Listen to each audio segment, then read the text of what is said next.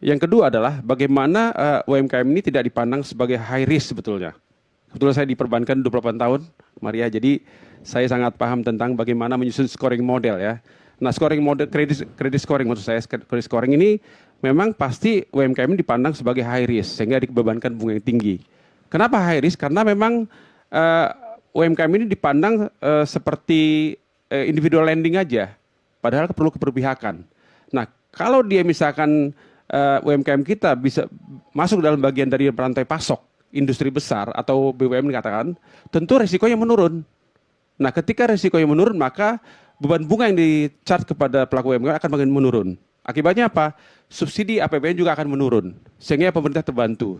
Konsumennya terbantu atau UMKM terbantu, pemerintah juga bebannya akan menurun dari tahun ke tahun dan karena dia dibiayai berdasarkan kontrak dari institusi besar, baik dari konglomerasi maupun BUMN mungkin, sehingga kontrak ini bisa nanti bank melakukan satu secara otomatis membayar melalui escrow account misalkan, ya, sehingga tidak ada juga istilahnya side streaming, udah dikasih pinjaman untuk modal kerja ternyata digunakan untuk yang lain.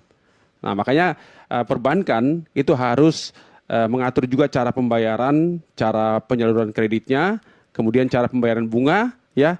Kalau sekarang saya dengarkan konsepnya banyak anuitas, Bu. Jadi cicilan. Nah, jadi udah ada beban bunga dan beban pokok. Nah, mungkin kalau dia basisnya adalah kontrak, katakanlah satu MK dapat kontrak dari BUMN. Dia kan mendapat pembayaran kan di ujung. Nah, kalau dia harus bayar tiap bulan, ini agak berat juga. Nah, kalau dia tiba-tiba terima kontrak dipakai untuk yang lain juga masalah. Makanya ketika dia menerima pembayaran dari si bohir atau dari BUMN, itu ditampung di satu escrow account. Nanti ketika sudah masuk, itu langsung banknya langsung membayarkan hutangnya kepada sehingga dulu tidak ada beban hutang yang tertinggal. Ini konsep yang perlu dikembangkan agar banknya juga aman, NPL menurun, tidak tinggi, dan si pelaku UMKM juga tidak terbebani untuk membayar bunga dan pokok yang besar di ujung gitu. Baik, ini menarik tadi Bapak